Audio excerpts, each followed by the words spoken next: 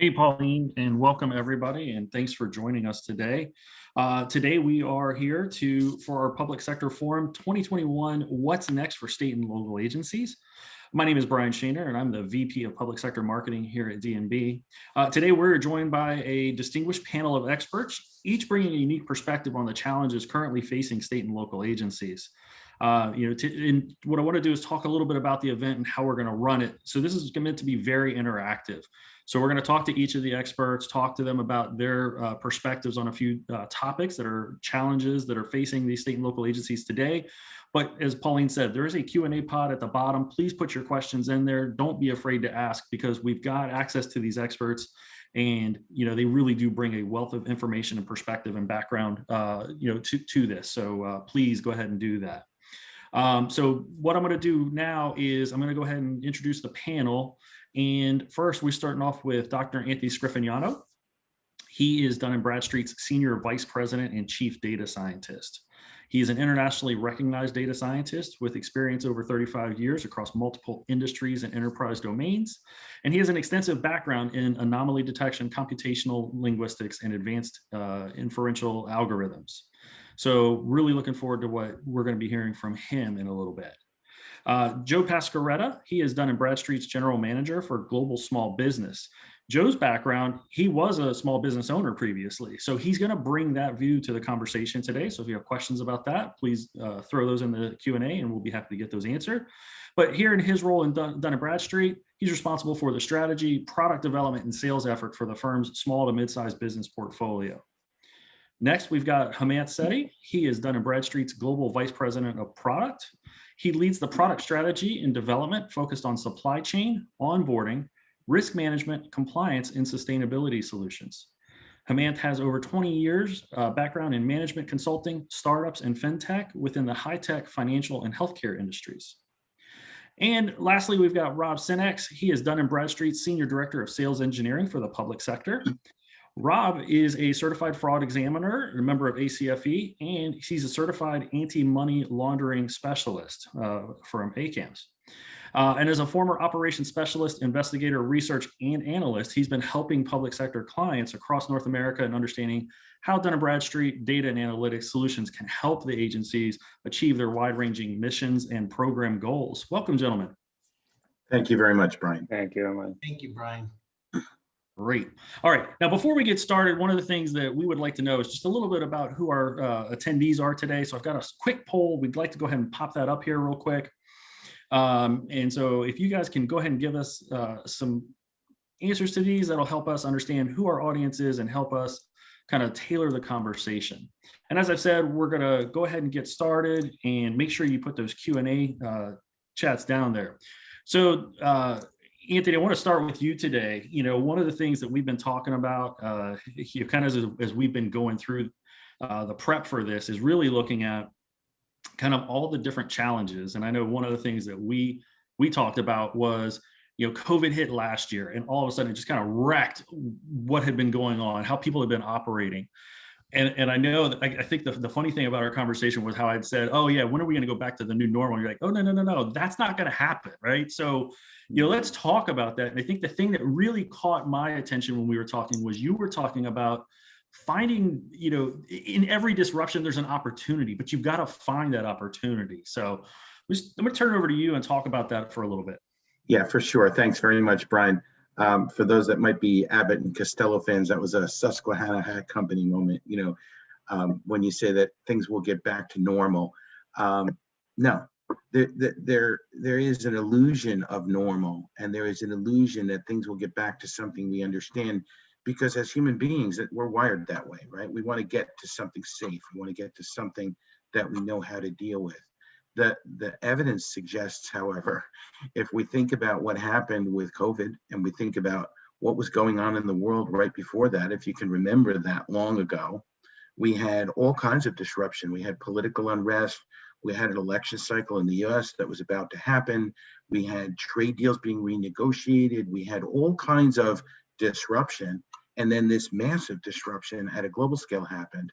There's a tendency to look back at that and think about it happening at one time.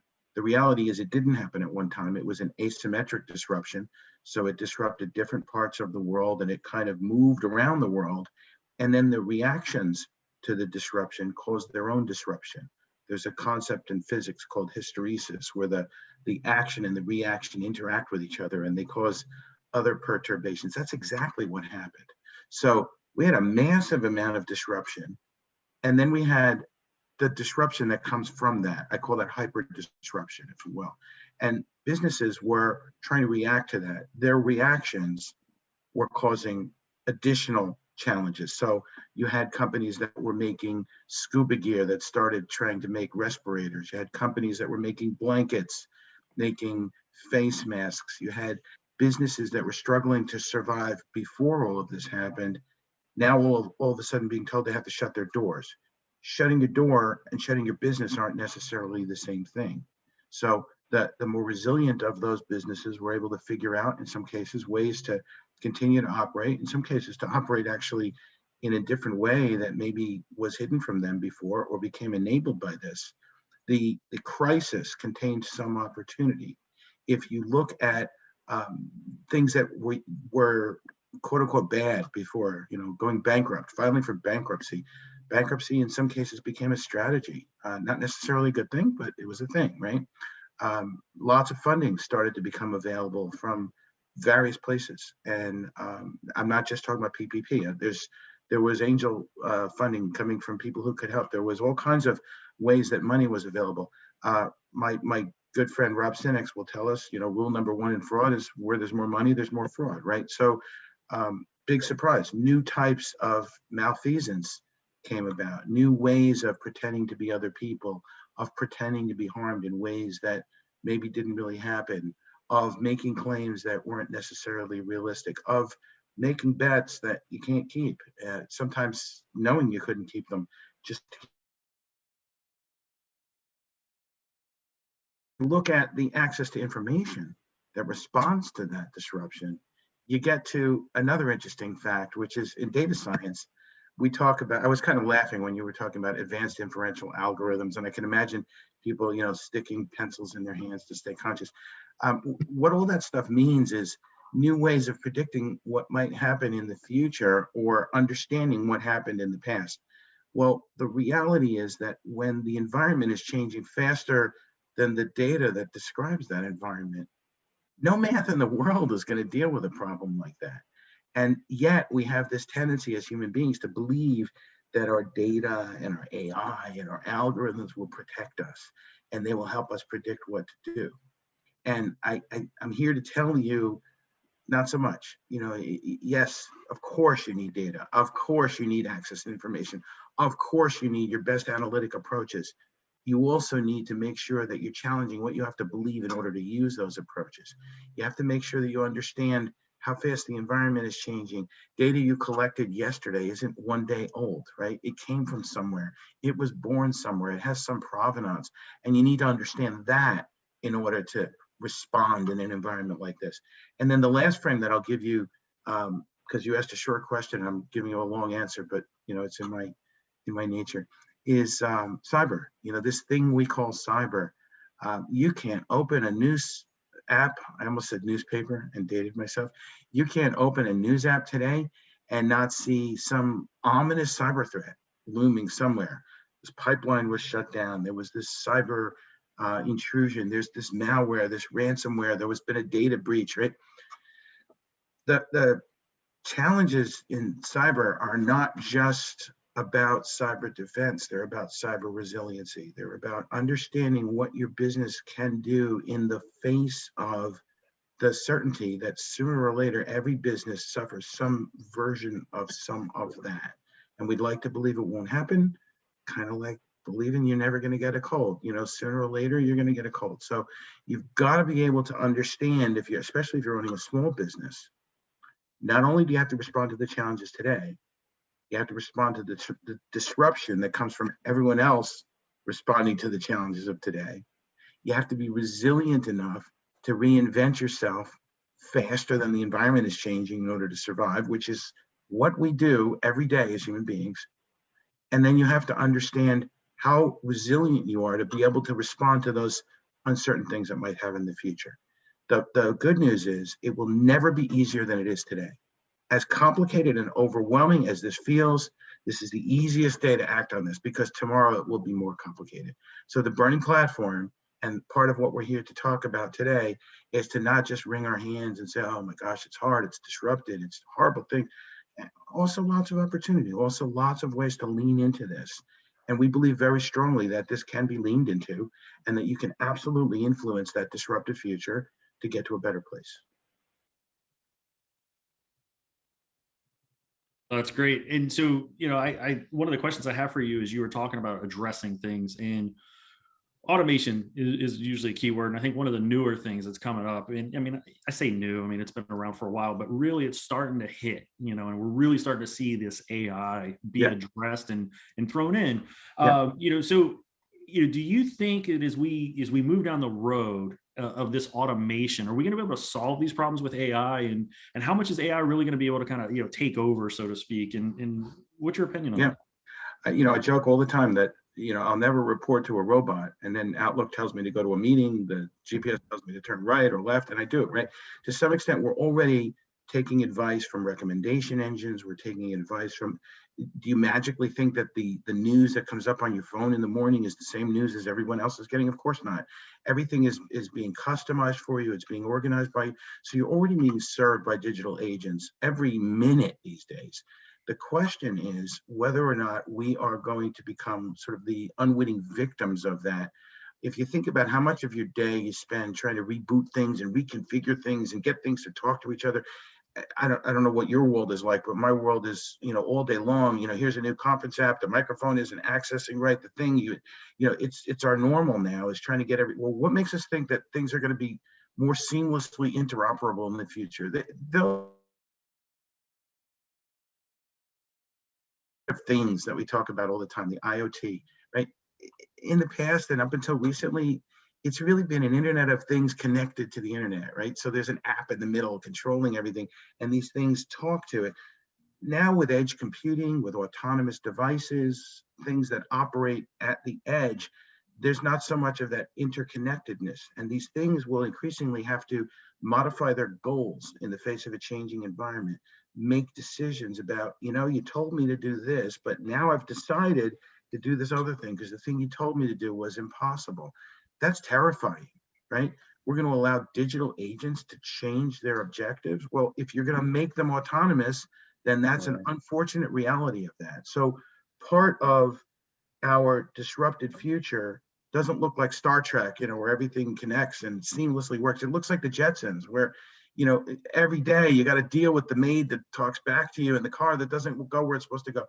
It's not dystopian. This view that I'm giving you is not dystopian. It's just realistic. We have to become better stewards of our digital agents. Right now, it's a very marketing focused, what will people buy? How do we drive revenue with this next new thing?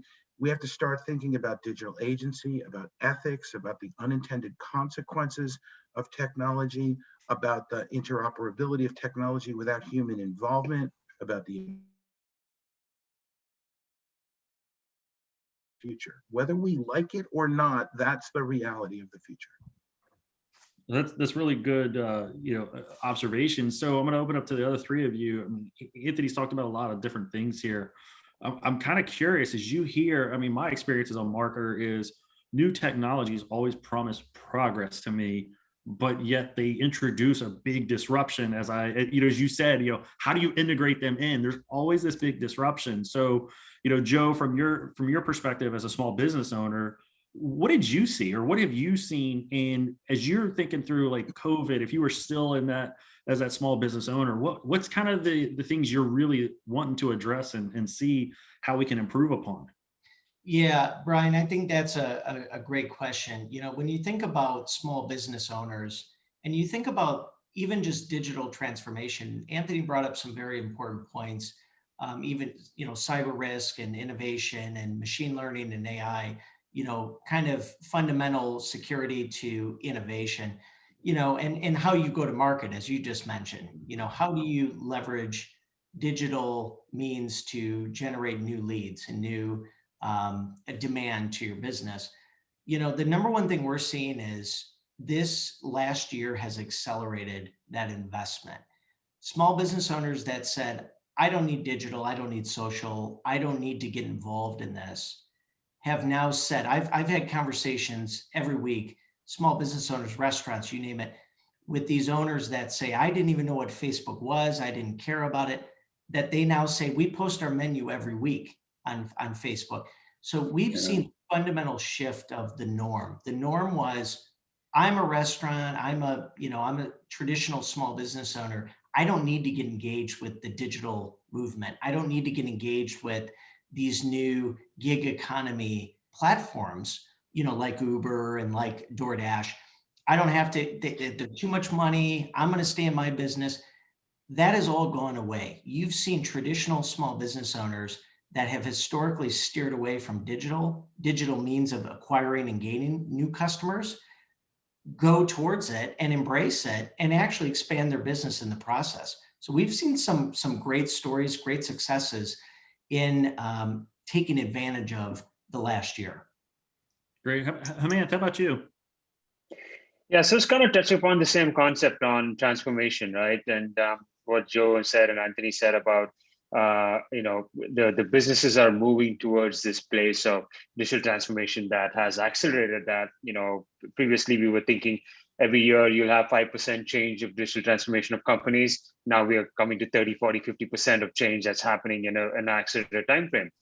What that essentially creates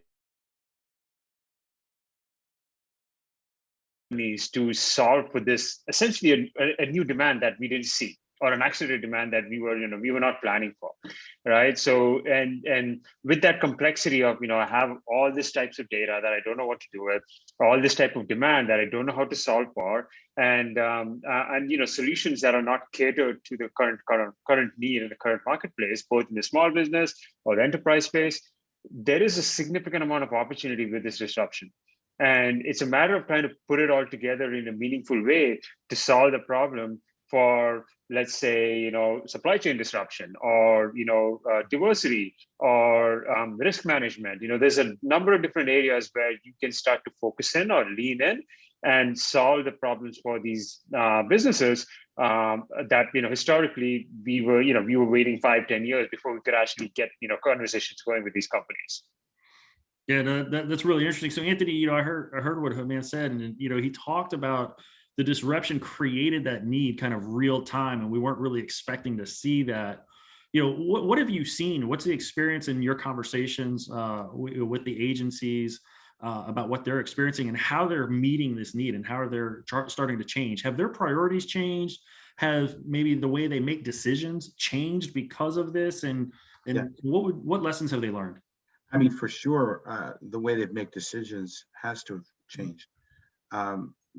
There's a sense of urgency. Jamant just gave, you saw me smiling, some pretty sobering numbers on digital transformation, right? Well, these agencies have been foisted right into the center of that, right? So there's an immediate demand for, give me the data, tell me what's going on, right? Well, I can tell you what's going on, but the data that I'm looking at is what was going on yesterday. And unfortunately, what's going on tomorrow is sufficiently different than what's going on yesterday that the pound of data you want me to give you isn't going to solve that problem. We need to operate with each other differently. We need to maybe consider 3 different scenarios. Either this is going to happen, or that's going to happen, or this is going to happen. And then what are the sorts of things that we would see in the data that suggest that one scenario is more likely than the other as we move forward? That's a different way of thinking. It's a different way of operating. A lot of our counterparties are used to being told, here's a score, here's a bunch of data, you can use that to make a decision, and you can refer to that data and shroud yourself in that and know that you're making an informed decision.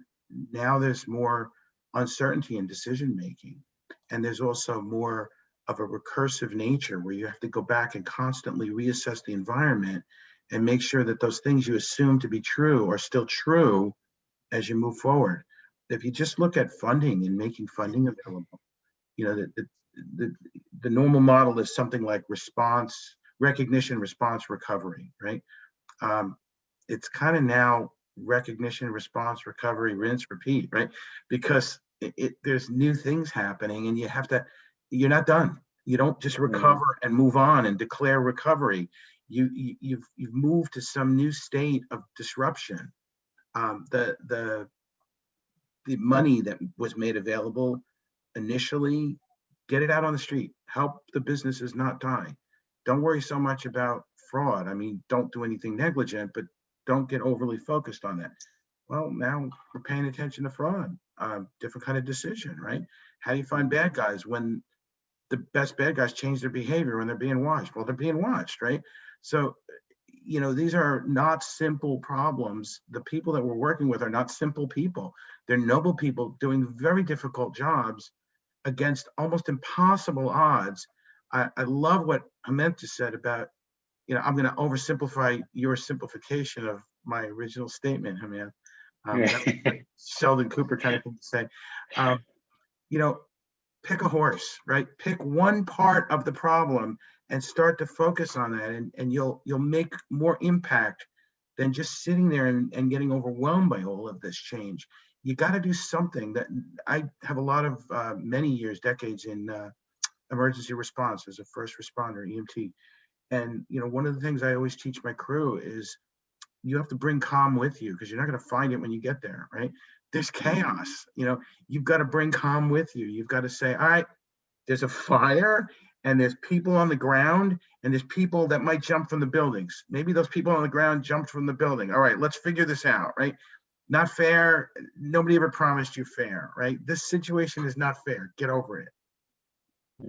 Yeah, it's funny because I think about kind of what I hear you saying is this little story about the squirrel in the middle of the road. The car's gonna come and hit him. And if you don't make a decision, you're dead, right? You're going to get rolled over. Right. Make a decision. It may not be the right decision, and you may, pay the price, but if you don't, you're definitely not going to make it. So there's a funny thing. I've watched a lot of squirrels and tried to understand their behavior because I'm a nerd, right? And one of the things they often do after they've run halfway across the street and reach that moment of indecision is they run back. And I can imagine in their small brain, they're like, well, it was safe over there. It's not safe over here, right? And probably the dumbest thing they can do is run back. So make a decision, but maybe let's use some more information to make that decision. Yeah, and make it more going forward, not like, oh my gosh, let me go back, because we know it wasn't working after this disruption, so we don't want to continue to repeat it. Right. So, hey, so Rob, so I think one of the things that Anthony said that was really good was you just talk about, more money, more fraud, and it kind of follows and everything. This has got to be a big challenge, not only for the businesses, but for the agencies trying to, prevent the fraud and not be kind of, the victim, if you will, of that. What have you seen and what are people doing to kind of prevent some of those things happening to them? It's somewhat of a challenge, right?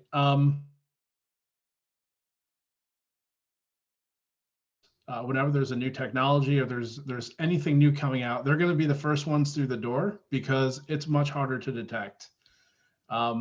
Very similar to how we have professional associations and we do training and other things like that. There's a lot of that going on, not just from kind of traditional fraud, but also when you talk about cybercrime and just cyber threats in general. There's a lot of learning and sharing going on. They openly talk about things at work and different ways to attack agency-wide, and they talk about their setups and they sell it and share secrets. So there's this whole kind of undercurrent that does make that part challenging.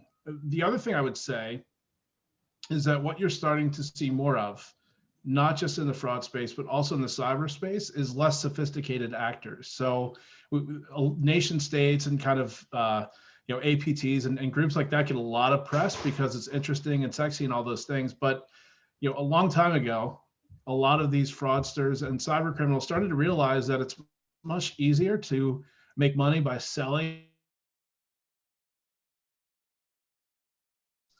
The Colonial Pipeline could be a really good example, right? And this is probably more sophisticated, but you can get a rootkit online for about $1,000 and send out 1 million emails, and somebody's going to click on that and get their machine locked up. And if you're lucky, it's from the criminal's perspective, it's a Colonial Pipeline, right? But there's no need to have that level of sophistication, which means anybody can be a threat now.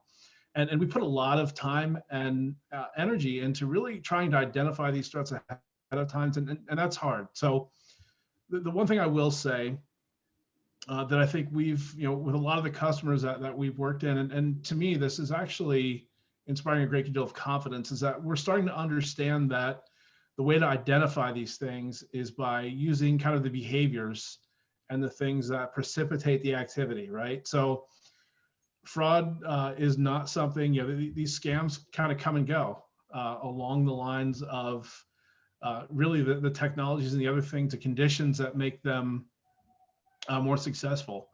And there are definitely ways to leverage data and some of the behavioral signals to identify those things before they happen, regardless of how they may change from an attribution perspective. So that's really the thing that I focus on. Part of it speaks to the resiliency argument that Anthony made before. I mean, that can't be said enough, because you're talking about a significant expansion of the kind of threat landscape. And so you need to be prepared, think about how you're going to respond to that ahead of time. But a lot of it too is that you can't forget about the things that are available to you and the opportunities that you can take, especially as it relates to big data and AI, ML, to kind of solve some of the challenges with managing some of this behavioral data that could help you identify threats before they actually become realized. Great. Yeah, maybe I could just chime in on something Rob just said. Behavior, so critical that we don't necessarily have to wait until something bad happens to realize that there are unusual behavioral signals suggesting that something bad is starting to happen. There's an analogy I use all the time. Imagine that you're at a party and there's some young kids and they're playing outside, and one of them comes in with mud on his shoes. No big deal. Kids come in with mud on their shoes all the time. If a kid comes in with mud on his shoes and says, "Do we have a shovel? What are you doing? Where are you going? What's going on?" Right? There's the digital equivalent of that with the things that are coming in and out of our firewall, right? If we look at them in combinations, we can start to see things that are unusual, and we can react to them before they become a major threat. Yeah, it's funny because I've listened to you talk about the kid comes in and you're so calm about it. I'd be screaming if they came in with mud on their shoes, but that's a totally different story. So, all right. So listen, so Joe, I kind of want to move to you. I think what we're hearing is we talked a lot about this change and this transformation that these businesses are undergoing, and how do they kind of recreate themselves? But part of that is these, state and local governments, they really have to create an environment where these businesses can not only evolve, but they have to be able to thrive in this new environment. And they need to be able to put the right pieces there and the right kind of, ingredients, if you will, to foster and really, create that success. So, access to capital has been one of those big challenges that we've heard a lot about. And I was wondering if you could talk to us about that for a bit. Yeah, it's one of the things as a former small business owner. I'll talk a little bit about, in 2008, when I had the luxury of working and building a small business and trying to navigate my way through those challenges. One of the biggest things was I didn't understand what business credit was. I didn't understand the difference between business and personal credit. But I think for the folks on this call, I think one of the things that I'd like to emphasize, very early on is a lot of small business owners don't even know that this exists. Small business business credit exists. And part of that is, if you think about your small business owners today, one of the fast facts that you look at who is running small business today, it's actually 5 generations, which is fascinating to think about. 5 generations. And some of the newer generations, how they interact and how they engage and how they do what they do, more consumer-like than some of the previous generations. It's a very interesting conundrum of trying to service and explain the difference between consumer scores versus their business scores. And so one of the biggest things that I learned in 2008, running a landscape company in Detroit and trying to do business with the government, trying to do business with the local airport, was I wasn't qualified. And that was very frustrating. There were a lot of bids that were out there, and I was trying to apply to plant some pine trees, and I just couldn't plant my pine trees. I had the best pine trees in the state of Michigan, and they wouldn't take me because I didn't have what was called a DUNS number. I didn't even know what a DUNS number was. And so one of the biggest things we've done was we took a step back and said, wait a minute, we have 5 generations of small business owners. 3 of the 5 expect a digital first experience. They expect education content that's readily available on the web. And how can we cater towards those new entrepreneurs, these new entities, and not just the new entities, the ones that just have no idea about business credit? How can we help educate them on the importance of business credit, how it can impact them, not only from gaining access to new bids, specifically with the government, but also gaining access to better suppliers, better terms, and better things that can help grow their business in the long term. And so we came up with the concept of plan, launch, manage, and grow your small business. And the beauty of that has been we took a small business first approach to everything we're doing. And we've seen a lot of success around it. But one of the biggest things we realized in talking to small businesses is, why don't you understand business credit? Well, a lot of them would say, well, I don't need business credit. I have my personal credit. A lot of them would say, I am funding my small business and I have 10 employees with my personal credit card. And we looked at them, we said, my goodness, this is a real challenge here. This is a real problem. Not only as they try to grow their business, but in a state like we're in today, COVID-19, you look back at the financial crisis of 2008, which is what I was dealing with. And those are the trying times that really challenge you as a small business owner. Can I make it through these times? Do I have enough capital? Can I get in with the right vendors? Can I get the best terms with those vendors? And can I diversify? Maybe, in my case, I was only servicing commercial properties in Michigan, and I wanted to do business with municipalities. I wanted to cut the grass on the side of the freeway. I wanted to plant the pine trees at the airport. But guess what? I wasn't qualified. But if you looked at me as a business, I had the best pine trees. I had the best landscapers. I had the best people in the state of Michigan.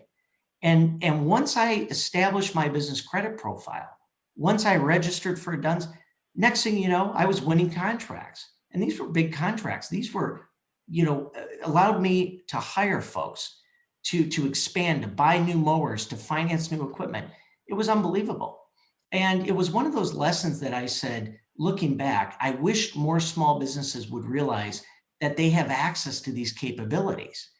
And so one of the things we've done at Dun & Bradstreet in particular, the COVID-19, we were doing this before COVID-19. COVID-19 helped accelerate our investment into what we're doing. But it's access to digital tools, digital capabilities. You can log on your phone, you can log on in your computer 24/7.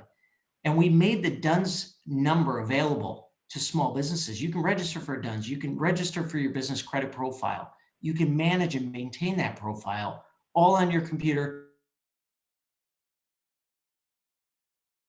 Examples of things we've done where we've seen tremendous engagement. And it's allowed us to interact with more than 1.2 million small businesses in the US alone.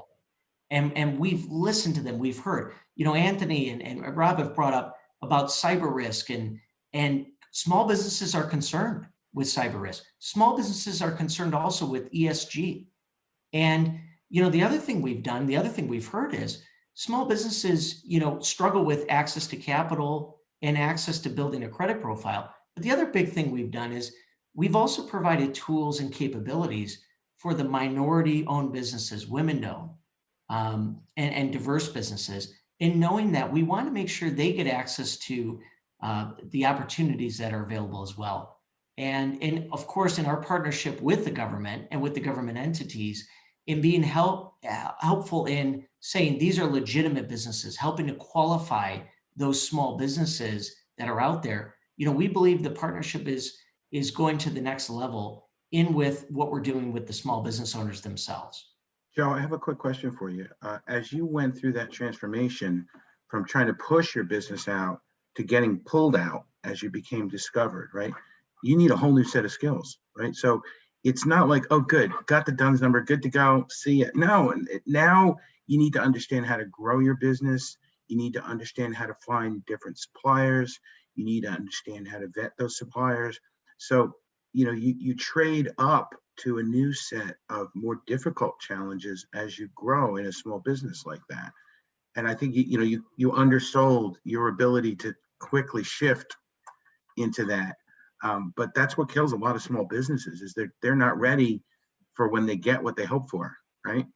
Gee, I wish people would notice me. Oh my gosh, they're noticing me. What am I going to do, right? You better believe it. When you're servicing Detroit Metro Airport and you have to deliver 1,000 pine trees, and if those things die, you have to replace it. You have to provide a warranty. You better know who that vendor. You better know who you're doing business with. And Anthony, I think that's a great point, because the moment I bought 1,000 blue spruce pine trees, anybody who's ever bought a pine tree knows how expensive they are, and they were 20 footers times 1,000. I'll just leave it at that. You better know who that vendor is, because guess what? I'm on the hook if those things pass away in the soil. It's on me. I have to provide a 2-year warranty. So Anthony, to your point, I'm now in the big leagues. Yeah. I have to know that vendor. Is that vendor solid? Yeah. Have they been in business for how many years? Do they have good, because I'm going to access a line of credit from them. So I did a vendor. I looked up my vendors, and I never was used to doing that. I was used to buying pine trees at the local nursery, whatever. To whoever would sell them to you, right? Exactly. Yeah. Exactly. It was a new league, Anthony. Yeah. It was going from the minors to the majors. Absolutely. Yeah. And the coach that gets you to the majors isn't necessarily the coach that you need in the majors, right? Exactly. So constantly be looking at that. And I think, what you do in your part of Dun & Bradstreet's business portfolio is that journey with small businesses as they become not so small businesses, right? Helping them grow up and figure out what else do they need and how do they get access to that information that they didn't even know they needed. That it was, maybe apparent to you, it's not apparent to most, and that's a really tricky journey. It is. Yeah. So hey, Jamant, I think one of the things that Joe said that was really intriguing to me was this, these 5 generations, and now three of those 5, like the majority of them, are now expecting a digital first experience. Let's talk about kind of, in a sense, that's a new disruption also to the system, because instead of being paper and very analog, now it's all digital, and we got to go this route. Maybe some states are not keeping up. Some agencies maybe need to improve, but not only that, but there's also some regulation about how to do that. And we talked about it, and we're going to talk a little bit more about it later with the cyber risk, but talk to us about that a little bit. Yeah, so I mean, one thing I wanted to kind of touch on with Joe's point, right? There's a shift in kind of consumer demand as well, right? Customers are expecting different things from the businesses they work with, and while there is disruption that's happening, and businesses need to adapt and change to that disruption. On the flip side, there's a disruption in the type of demand that's also happening that has nothing to do with kind of the way COVID is hitting or natural disasters or whatever. People's sentiment are changing. Social constructs are changing. People's expectations are changing. There's a quality of life improvement that's happening, not just in the US, but worldwide. So you kind of have to adapt with the times. And there's a phrase I recently learned about. It's called YOLO. You only live once. And it seems to be this disruption, this COVID disruption, has made a lot of people, especially the millennial generation, to say, okay, you know what, I'm going to go into business. I only live once. This pandemic cannot happen another time. So I'm going to go start a business. I'm going to do something with my life. I'm going to travel the world, whatever they want to do, right? So, but the point is, there is disruption happening on both ends, the supply and the demand side of it, right? But on the flip side, easier to build a business. All the tools, the capabilities, the services, there's multitude of companies that are kind of catering to this need. You obviously have to do your research, try to understand what's best for your business, what makes sense for your business, how do you grow your business. but you can literally do a business in a box in a day, and then focus on the pine trees and not focus on the regulations, not focus on who the suppliers are, not focus on whether you're doing good or working with good or bad suppliers. All of that can be kind of completely abstracted for you, and you can focus on the core business. It just needs to be kind of packaged in and built it into a here's a business in a box, so to speak, right? So all of that stuff is there. It's not it's not entirely there yet, but I think the companies and state and local agencies have to adapt to those times. People are expecting a Google-like experience, a Facebook-like experience. I want a one-click setup to whatever I do, and we as Dun & Bradstreet need to adapt to that and say, okay, here's one click. You have a DUNS number, you have a registry, you checked yourself, you've checked all the people you do. Yes, you're good to go, and then you should be able to kind of continue your business or enhance your business or work with a company, right?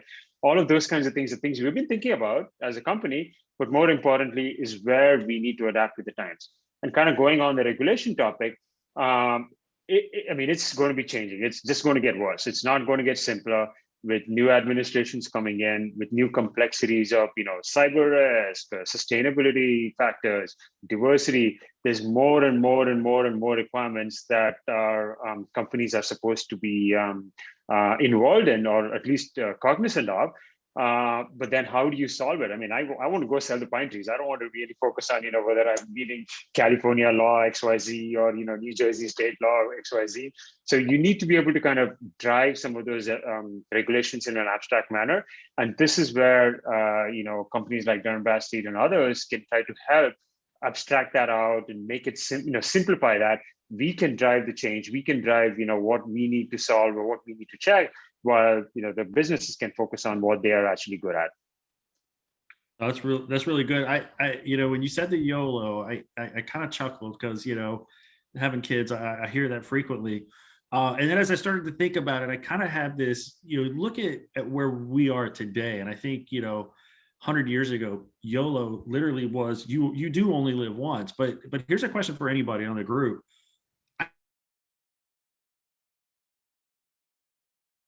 Of YOLO in your lives today. And I think of like serial entrepreneurs. They YOLO every time they start a new business, right? Yep. Anthony, I see you smiling. Yeah. So I mean, there's two sides to this. One is that everything is so connected to everything now that we have the ability to fail much more epically than we ever did. Yeah. Right. So if you have a small business and you fail, it's not like, whatever, I'll start another business. No, people will find that business that failed. People will know about your history, and you leave a trail behind in everything you do. I always say our data begets data, right? So there's a little bit of that. There's also opportunity cost, that the choices that you make in your business are also choices to not do something else. There's optionality, right? If you think about the gig economy, we talk about this all the time, the very small business that is really a person that provides services maybe to multiple contexts, right? If I'm choosing right now to deliver food instead of people because I'm afraid of COVID, right? I'm also choosing not to make connections with those people that might have led me to some other business opportunity or whatever. So yeah, you only live once, but try to make new mistakes tomorrow, right? Well, and it's true, right? Because you look at all the really successful entrepreneurs that have these big businesses, and their first ventures typically didn't succeed. But it is that learn from your mistakes. So Joe, I'm curious about that. I don't know how much of your history you want to give, but was the lawn, was that the first business? Was it, how many learning experiences did you have? It's funny because I use the lawn business because it's more relatable, but how I got into the business was I was doing websites for car dealerships. And I had a owner of a car dealership say, hey, I paid too much on my lawn. I said, well, I'll start a business. I'll manage your property. And next thing you know, I start this lawn business. And the lawn business, I went after all of my old customers in the web business, and it ended up being very successful.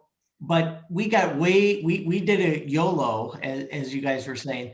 We bought brand new dump trucks. We were doing all this stuff. And guess when I bought all this? 2007. Oh. And I paid cash, and I was feeling good, and I was YOLO. We bought another garage. We invested because things were great. People were building homes. I was doing prestigious landscaping. Next thing you know, people stopped paying their bill. It was August of 2008. And I will never forget it. I remember checking the mailbox myself. Nobody paid. And then there was another month, couple checks rolled in, and cash was flying out the door because you have to pay your workers. And I remember looking at those dump trucks going, I wish I didn't buy those things. Why did I buy those things? And that was the YOLO mentality. Hey, things are great. And had I have been able to talk to myself a year before, hey, calm down. Maybe a used dump truck's fine. Maybe finance. Maybe you don't really need it. Maybe you can rent it. Like, that was all the lesson learned. And that's where, Amanda, what you were saying about, small businesses plan, launch, manage, grow. The way we think about small businesses is from the point of view with a former small business owner, trying to think about how to plan, launch, manage, grow. If we can hold their hand and say, not only provide the tools we were talking about, the DUNS manager, the ability to look up your business credit profile, but the ability to say, we're here for you, and create a community of other entrepreneurs and small businesses, because we have 1 million that engage with us daily. That's a big deal. And that was the thing I wish I had was, hey, I got a question. I had an employee threaten to sue me because I fired him. Who do you ask that question to? I asked my accountant. Yeah. I had no idea. Right. So all of that stuff kind of goes back to the YOLO, and you learn the hard way. And a lot of, Anthony, to your point, a lot of the successful entrepreneurs, the big companies that go viral, they've learned the hard way too, or they've learned from people who've been through the hardships. I don't want to embarrass you, Joe, but I'm listening to you tell that story and the way you told the other story about the trees. And the constant in that is your entrepreneurial spirit, right? So, if you think about the way you tell that story and how you lean forward, right, you realize that it's not what you don't know that gets you in trouble. It's when you don't know what you don't know that you get in trouble. Yeah. Right? The more you can surround yourself with people, there are always people smarter than you. There are always people one step ahead of you. Don't run away from them, run towards them, and you will be better. Absolutely, Anthony. And that's exactly why I bring these stories up. I mean, at first they were embarrassing. I mean, some of these stories, like I ran out of cash because of people those. Ran out of cash. It happened. I ran out of cash. I mean, and it's like, those are humbling stories, because I talk about those because I wish somebody would have told me they ran out of cash. Don't buy that dump truck. Be careful with your cash. I wish somebody would have told me. So I talk about it, and I use the lawn company because it's very relatable to any services business. It's relatable to anybody that's a bootstrapped entrepreneur. No VC funding, none of that. So I wish somebody would have told me. And that's why, and the stories are pretty funny. When you look back, the trees, if anybody ever goes to Detroit Airport, look at those pine trees. Now you're going to know who planted them, and you're going to know the dump truck that was overly leveraged that brought those pine trees. Now you got stories, right? Yeah, I mean, it's so tempting to talk about the shady characters that you have to deal with. I was trying to stay away from that. I was really trying to stay away from it. But the other part of that story is the what next, right? In the 2008 financial crisis, maybe they did see it coming and they kept their mouth shut, whatever. Everybody's a genius on Monday morning about what happened on the games on the weekend, right? But what are you going to do about it, right? This thing just happened. We saw a shift in our data. If you go back and look at Dun & Bradstreet data, you can see a shift in companies in general from new customer acquisition to collecting outstanding debt. Big surprise, right? Companies said, whoa, we gotta make sure we collect our accounts receivable. We don't necessarily want to get too extended on additional new customer acquisition. We want to grow, but we want to, more than that, we want to not fail and not shrink, right? So there was some dose of reality in that. I would imagine, I don't know what you did when that happened, but I would imagine after you allowed yourself a minute or two of, oh, I wish I didn't buy those trucks. What am I going to do with these trucks, right? How am I going to take the situation that is dealt me? And this is what happens with a lot of small businesses. When you talk to small business owners who have ultimately become big business owners, there are these points of inflection where they could have failed and they chose not to. They chose to do something different. I'm trying not to get overly sappy here, but this is that road not taken story, right? Like, this is the deal. These are the cards in your hand. What are you going to do with this? And part of what you do is walk that journey with them a bit. And all of those tools and techniques and capabilities that you're talking about are the way that you do that. It's very credible. And there are some great stories of our customers that I've talked to some of our small business customers, and some of these stories will break your heart, like the situation they found themselves in, but here they are living and breathing and thriving because they took that moment and did something different with it. Yeah. Absolutely. Yeah. And procurement with the government was one of the key things that got us through it. Honestly, it was being able to cut the grass on the side of the freeway, do the pine trees at the airport. And we never did business with municipalities, government, local, state level. And that was one of the key differentiators in getting us through that crisis. And so, it's a very interesting story about never did business with government, always commercial, residential, got in with the government because through establishing that business profile, and it was a great thing and it got us through it. It really did. So it's diversifying who are you doing business with. And our goal too is to make sure we give the government, everybody on this call, good qualified candidates that can plant those great pine trees, that can do it really well and do things that, are differentiating and support, of course, our local and small businesses. So it's absolutely it's a win-win for both Joe, sides. I see a question that was just tailor-made for you. And if you don't mind, Brian, I'm going to help Joe see this question because he probably didn't see it in the panel. All right. I'm hyperbolizing here a little bit for the benefit of the discussion. All right, smart guy. After you get a DUNS number, how do you go about establishing business credit? Like, what's next? I got my DUNS number. So now what?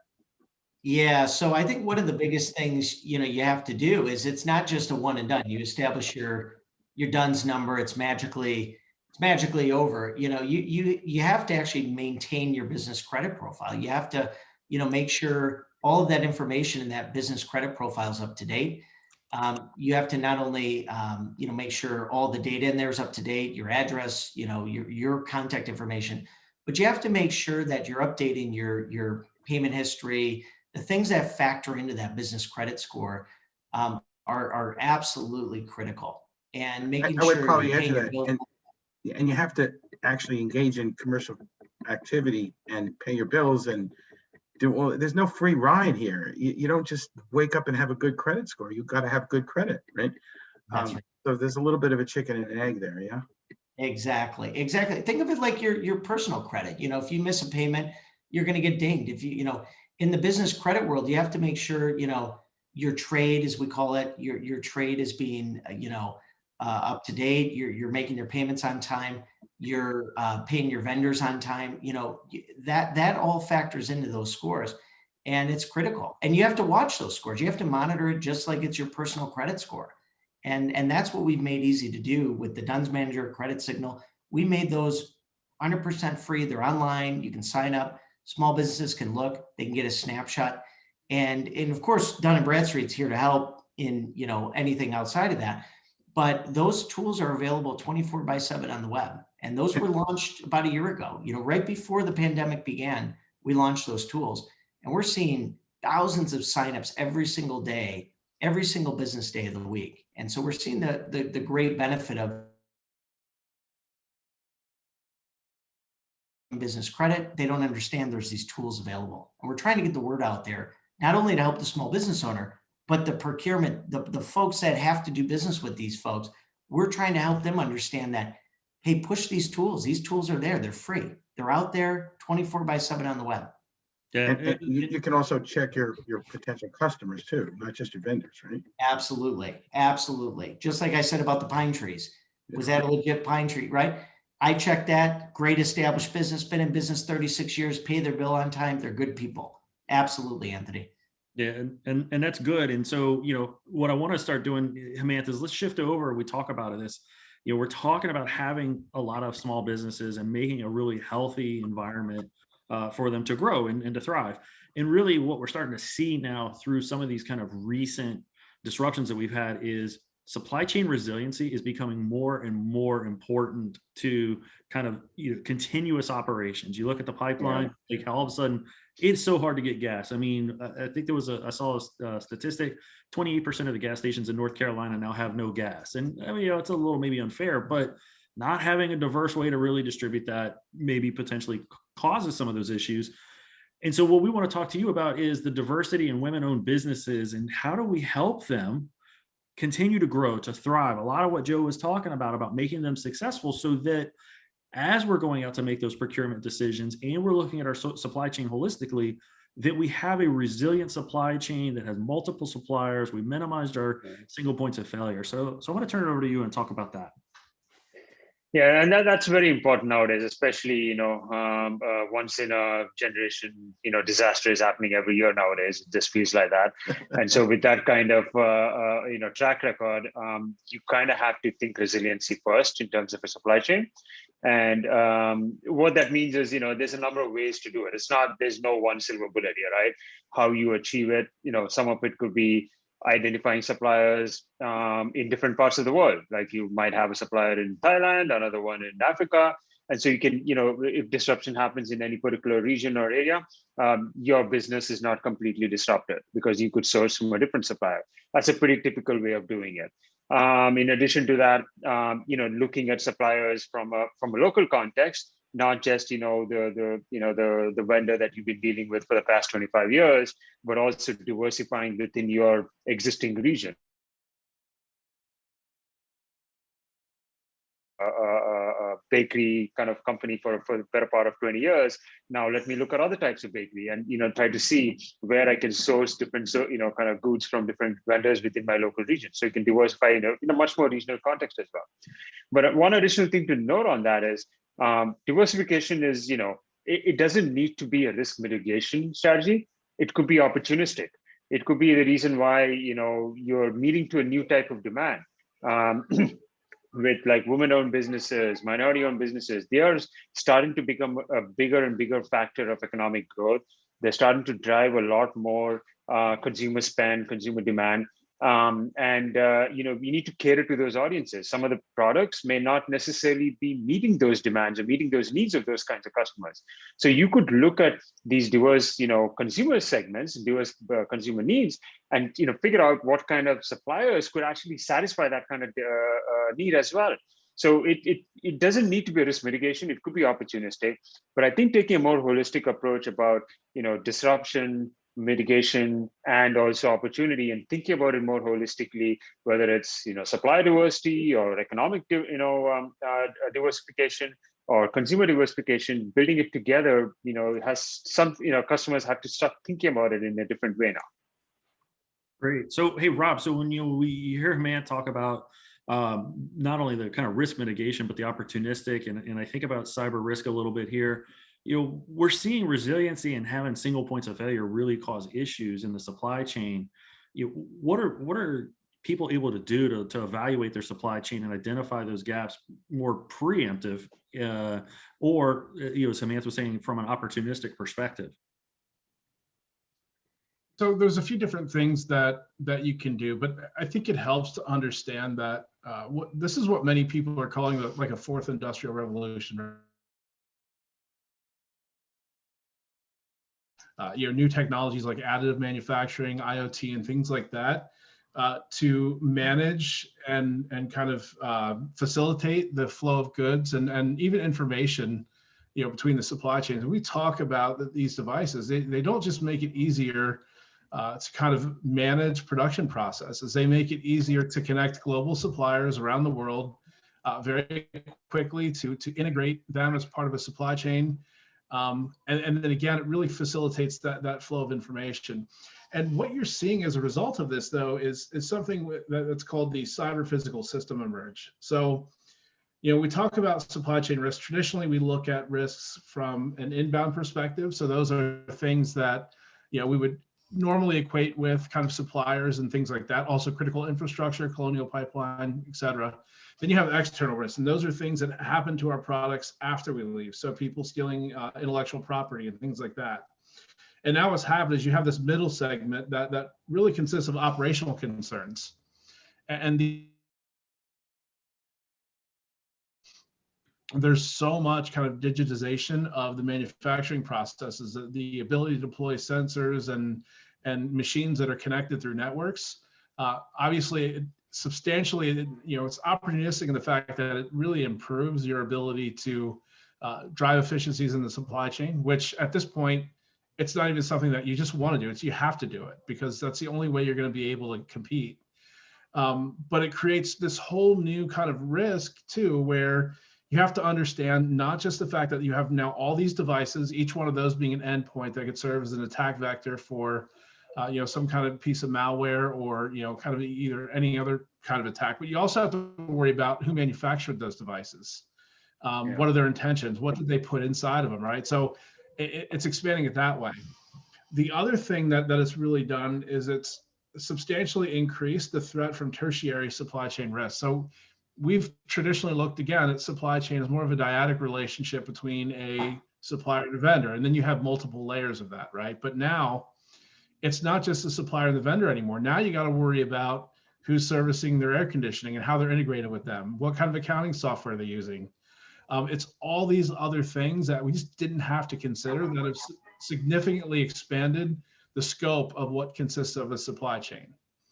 And so when you look at this, again, opportunity clear, right? We can drive efficiency in the supply chain, more goods, faster, cheaper, better.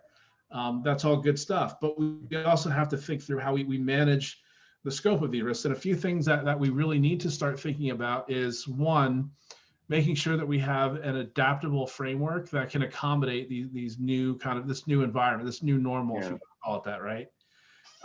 Using big data tools to kind of triage, threats instead of just trying to get everybody to fill out a survey or go through some kind of, vulnerability assessment or penetration test, which isn't practical in most cases. I mean, it's kind of the old way of doing things. We need to migrate and think about how we address the risks of today based on this extreme digitization that comes along with this Industry 4.0 concept. The other thing that is really important, and I think we've said this a couple of times, is you got to focus on resiliency. It's not at this point a matter of if, it's a matter of when. You've substantially expanded your threat attack surface. The threat actors that are out there now are expanding because now we have this democratization of these cyber tools and really sophisticated one at times that can be plug and play where somebody clicks a button and they're hacking. So you really have to focus on, how you're going to respond when these things happen. And that resilience piece is critical.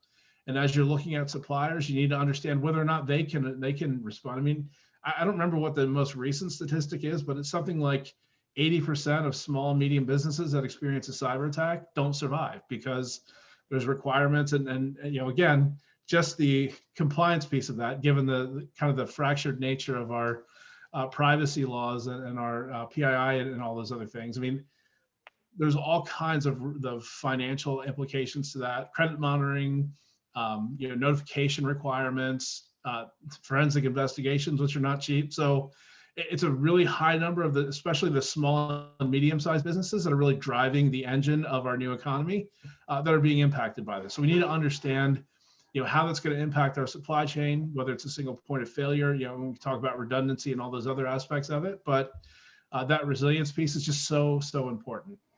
Rob, I think also, you say it's not a question of if, but question of when. I think it's in many cases a question of already, because there's certainly malware which can be latent, can be event-driven, can be hidden in edge devices and so forth. So we haven't even begun to see the age yet where malware learns from its experience and gets smarter. That is well within the capability of AI right now. So if we don't get more resilient now, we are certainly not going to get more resilient later.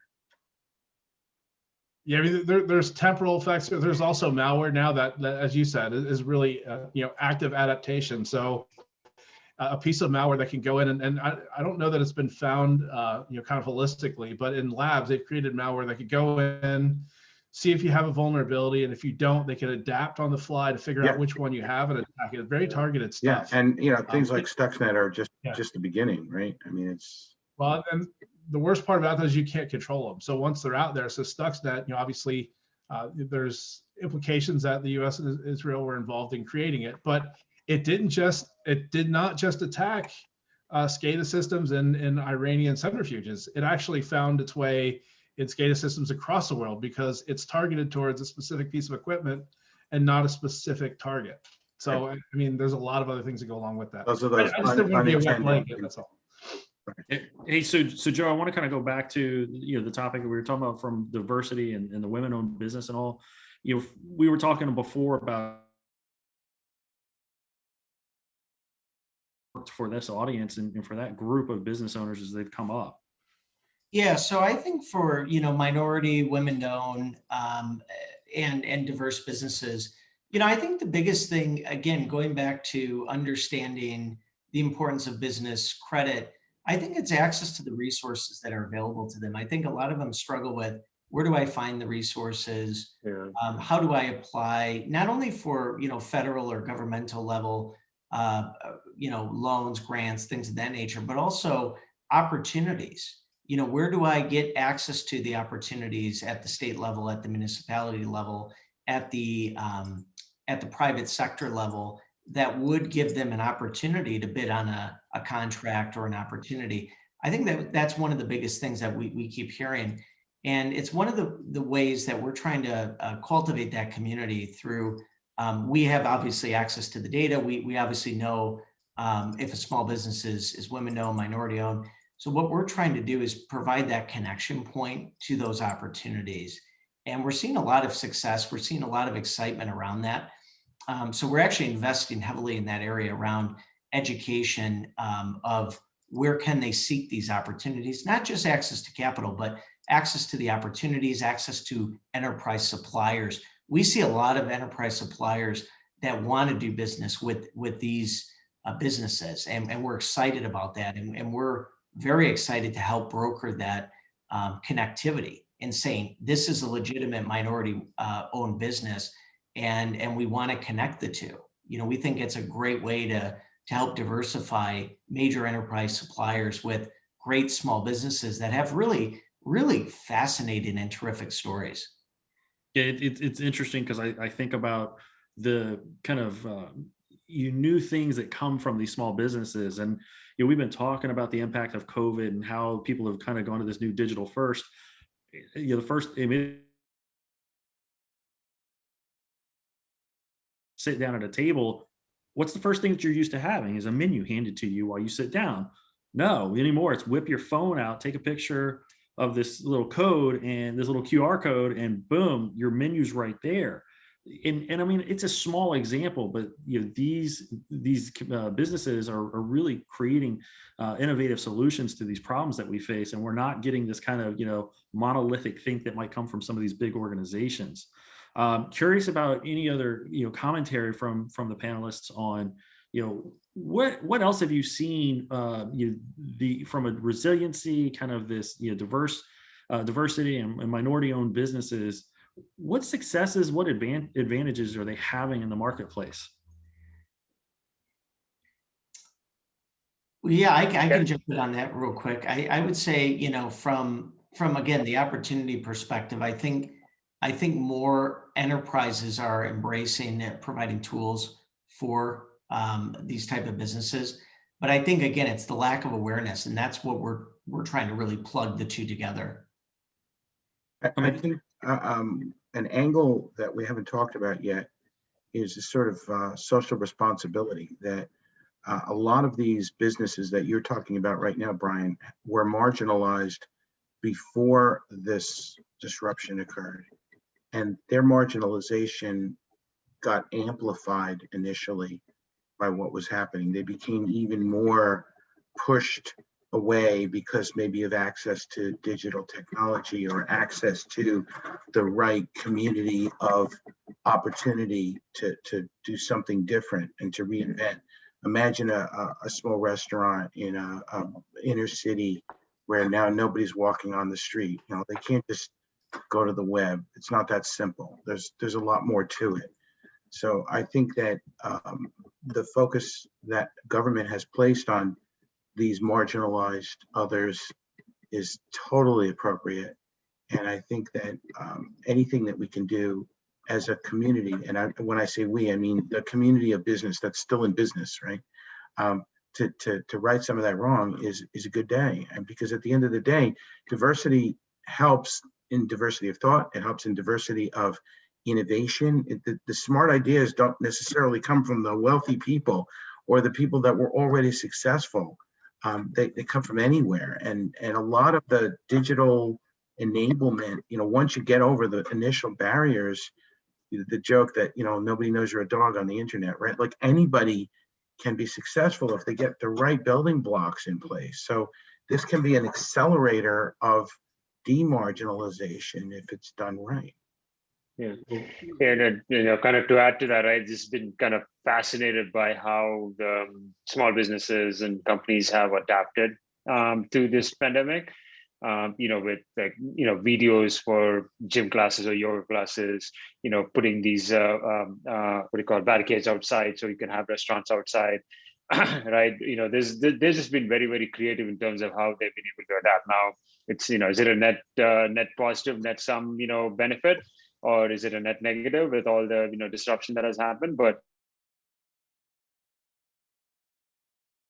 I don't see the structures that some of these businesses have put outside of the restaurants ever going away. I think that might just become a permanent structure in the city nowadays, right? So, so these are things that essentially leaves a mark and starts to become a new normal. Kind of piggybacking to your starting of the comedy. This is a new normal in terms of how we operate. I was going to warn you not to say new normal but I heard you going there. He was close. He almost said it. It was close. He almost said it.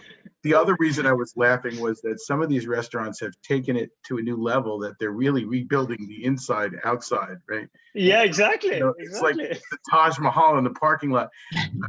We will look back at this and laugh one day, I hope. But it's definitely something to think about in terms of, I often ask when I'm leading a panel, Brian, if you could give some advice to yourself 6 months ago, what would it be, right?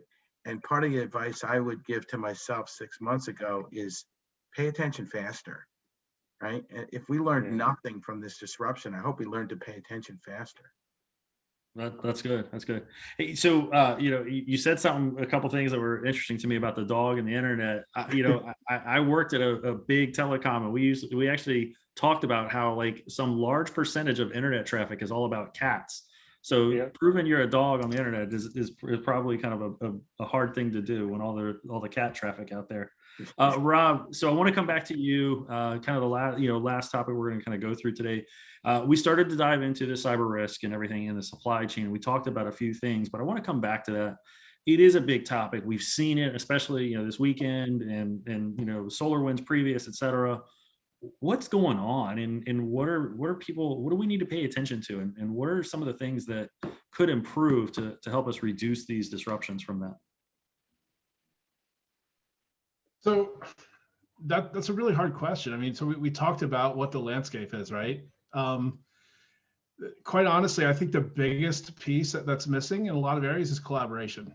I think even within a company, there's not, in most organizations, the people that manage the supply chain are typically very disconnected from the people that manage other types of risk, particularly cyber risk. There's a lot just within an organization of things that we're using internally right now to kind of solve some of these challenges. The other thing is that collaboration needs to extend outward. So, there needs to be more, in my view, kind of public-private partnerships and other things that allow for the sharing of threat intelligence and other types of data that would help solve some of these larger challenges. That collaboration piece is going to be key. The scale of the problem is large, and Anthony kind of touched on this before, but the fact of the matter is our critical infrastructure right now is probably hacked. We just don't know it yet. So the other thing we can do, and I hate to, I'm not going to say resilience again, but prepare. We need to look at, how we can, kind of use different sources of energy, or how we kind of spread that risk around from the things that we've become dependent upon because they've traditionally been so reliable. A lot of organizations aren't doing that today. They're still they have one supplier. You see this a lot, even in, the defense space. You have one supplier that's built engines for this plane, just keep using them over and over again. And you become really dependent upon them. And in some cases, you're seeing things where, vertical integration will solve some of those challenges where they're just buying up their own suppliers so that they have more control over the supply chain and the risk that it entails, but it ends up never really going away. So I think the thing is, as we look at supply chains, make sure we diversify. We have good kind of structural processes in place to make sure that we have avenues or exit points if we can for other suppliers and other ways to go. And I think that collaboration piece and finding ways to collaborate and share information as it becomes available. I mean, so the biggest form of collaboration right now is the MITRE maintained critical vulnerabilities and exploits database. We use that to essentially share, every time somebody finds some kind of bug in a piece of software that could, turn it into a kind of attack vector. The problem is, it takes, who knows how long to identify that particular bug holistically. Then after that, there's a whole process that goes on to kind of analyze it and figure out whether it's real, the actual impact, and that whole process is cataloged and that gets shared. Looking at things like that and how we can use data to kind of predict those things. And I've actually read some really interesting studies around predicting those things using social media data and things like that. But we need to get to a place where we're identifying those things much more quickly and sharing them much more broadly to help people, protect their own house. And ultimately, that's going to result in, kind of more secure supply chains across the.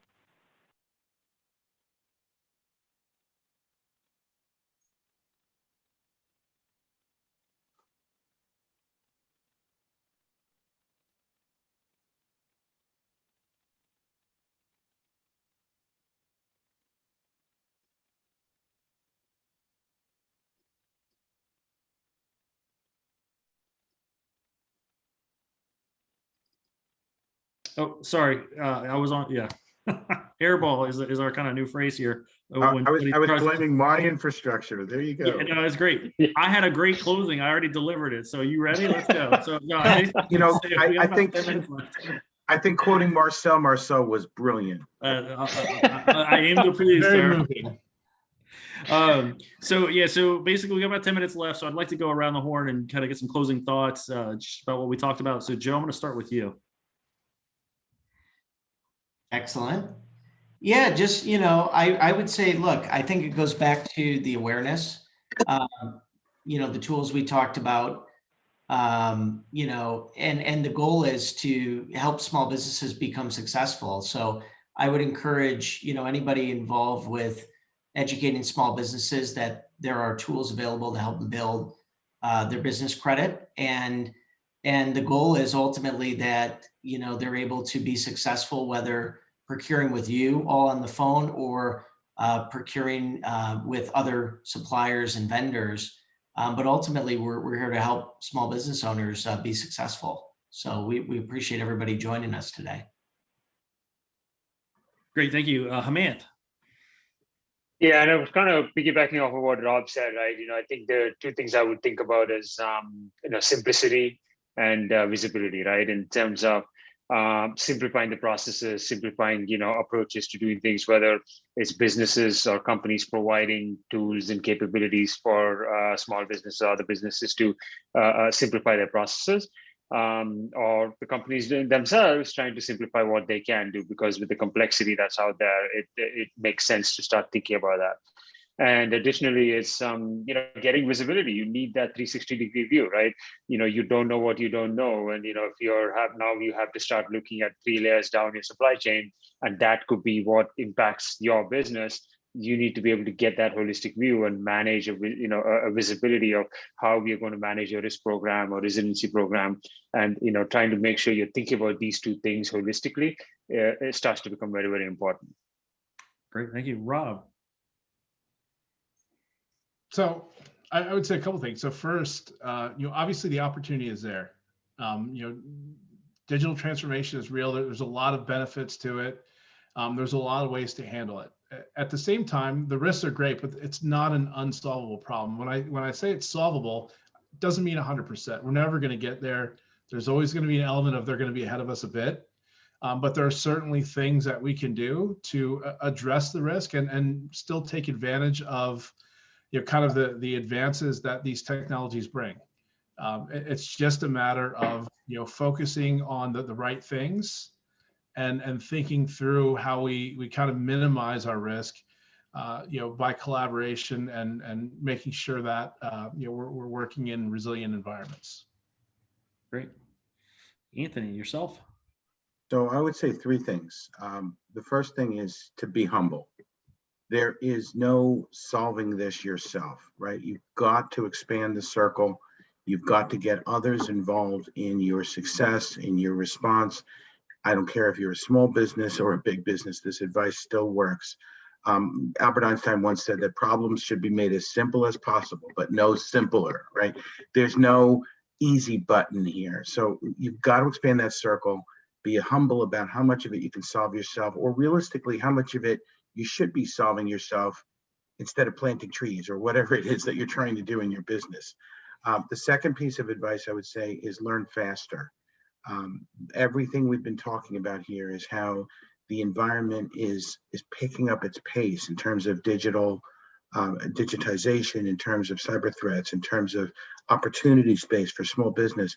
All of that suggests that whatever pace you've been operating at, you need to pick up that pace. And one of the ways to do that is to simplify and get help.